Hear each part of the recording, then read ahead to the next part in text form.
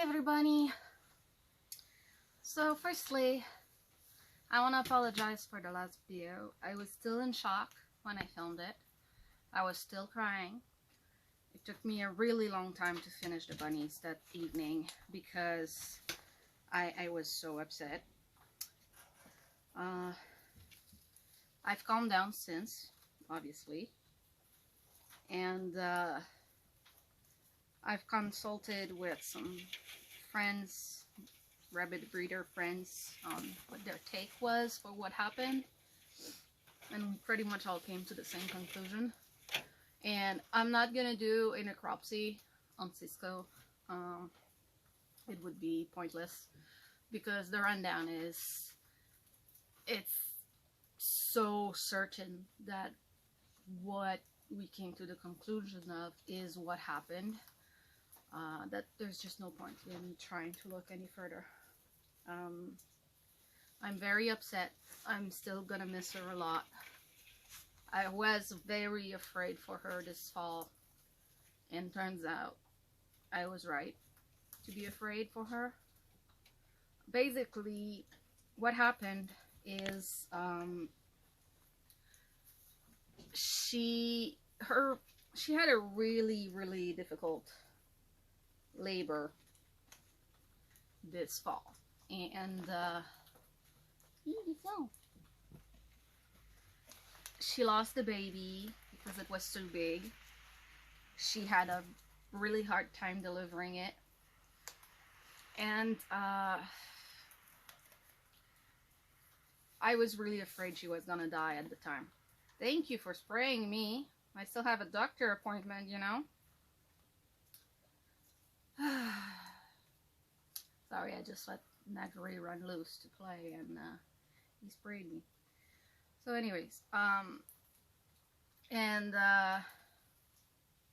yeah, I have a doctor appointment in a few, so I'm filming this before I have to go.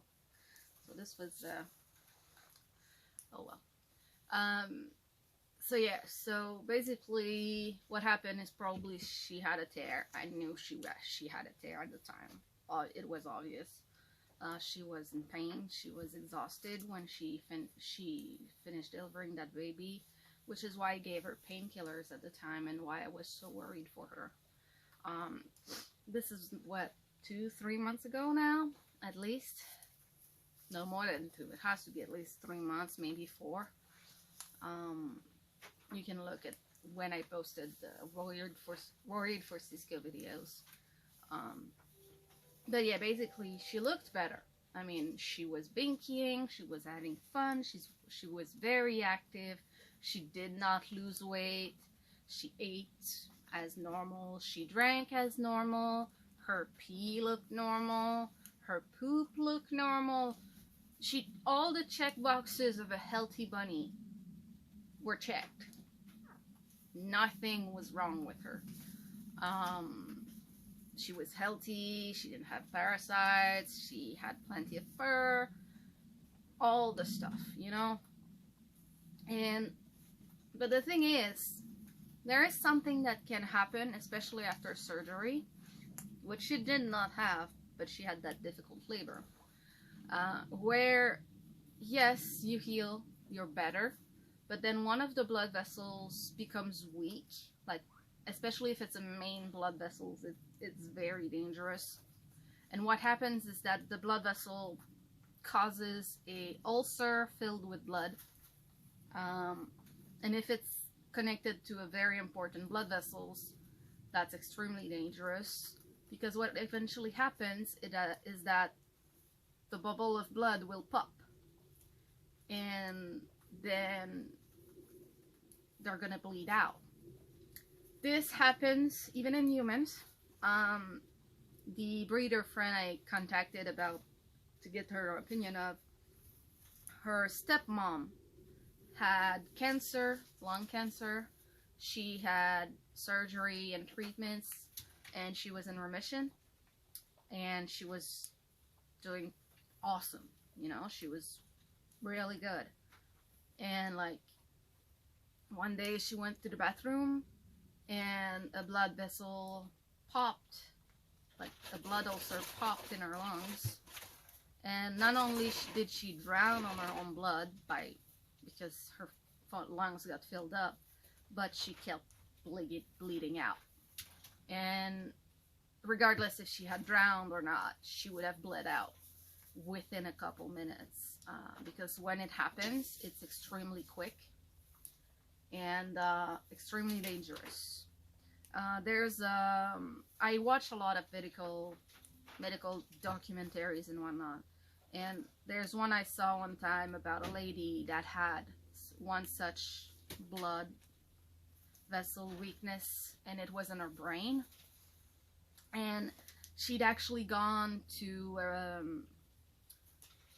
amusement park and gone through some of the rides, and 1 week later she got an MRI and they saw that she had those blood vessels that were about to pop, and they were extremely shocked that it did not pop from the amusement rides, because the pressure from the rides would have been enough to pop them.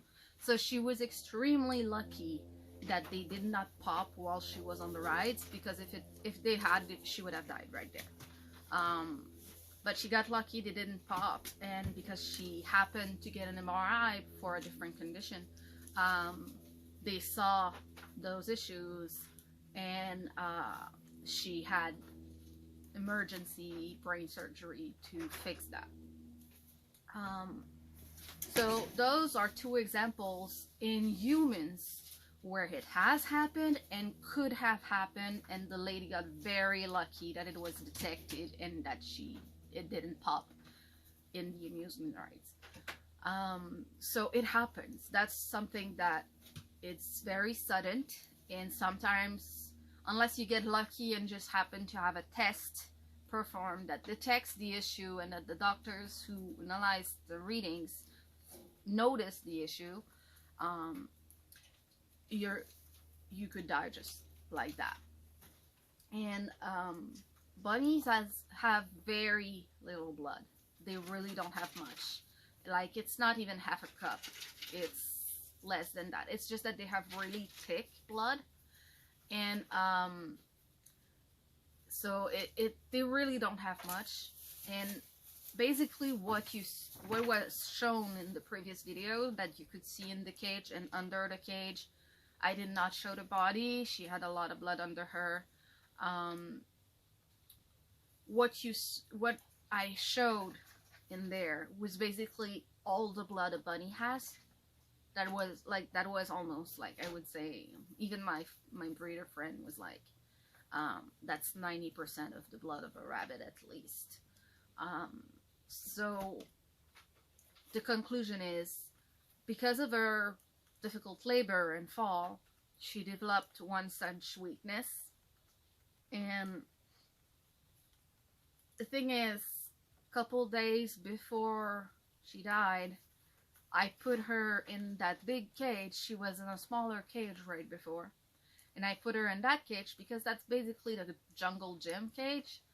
There's corners, there's small areas to explore, there's jumping to do, and so they love that cage. The only cage that's arguably better is this one, because it's a double wide, so there's more room. So, like, those two cages are cages that basically are enrichment, and I like putting bunnies in them. I rotate bunnies a lot for this purpose, so that all of them can have time in bigger cages. But arguably, the only thing I could have done to avoid her dying that day would have been to keep her in a small cage. Because if she stayed in a small cage, perhaps she would not have moved as much, and she might not have popped that vessel. But it would have popped one day anyways, because those things just keep piling up and getting weaker. So it would have eventually happened anyways. And keeping her in a small cage just so she doesn't move, like, it's fine for a small time. Like, if it's a recovery period, that's fine. But long term, it's not fair. it's not right in my opinion, which is why I rotate bunnies a lot. And yeah, like a lot of my cages are getting old.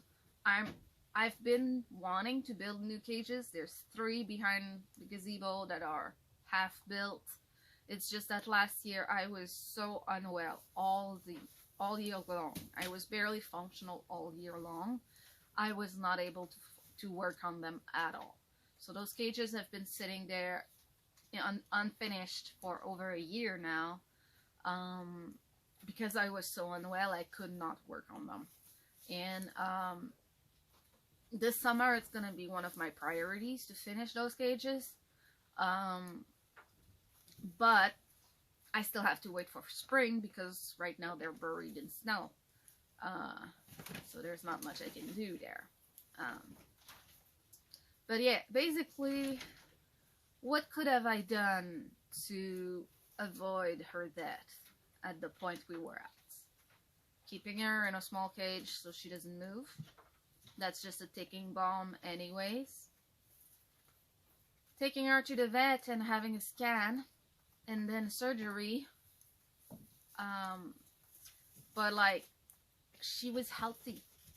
There was nothing wrong with her. So even if I had to take a bunny to the vet right now that needed to go to the vet, it would not have been her because she was healthy. I would have brought my friend's bunny instead. I'm currently babysitting a bunny for my friend because she's traveling right now. She's coming back within the next week or so. And I'm gonna be keeping her rabbit for like a week or 2 more because her husband has to go to the hospital and he's in critical condition. So when they're coming back, they're going straight to the hospital. So things are gonna be hectic for her. So I'm gonna still be caring for her bunny, but her bunny is 10 years old and she's developed an abscess behind her eyeball, her left eyeball, and I've been draining it. And it was draining really nicely. It looked a lot better recently, but then a few days ago it stopped draining and now it's just getting bigger and I can't drain it. And since it's behind the eyeball, I can't pop it.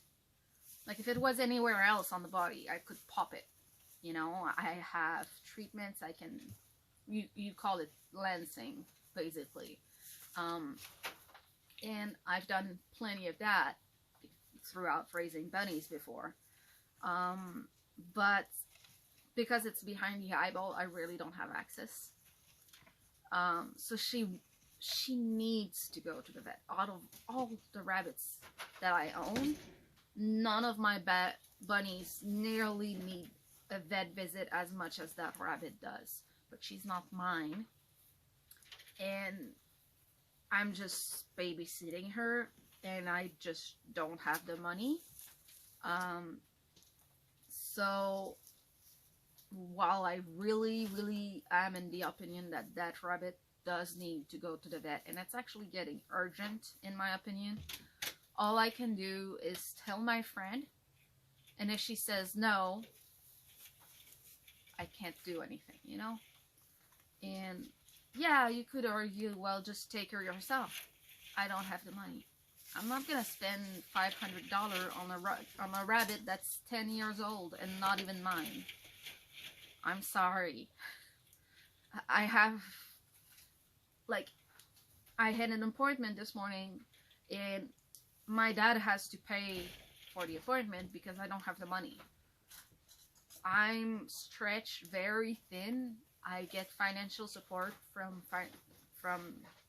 you know, but it's just, even with that, I just barely keep up, you know. And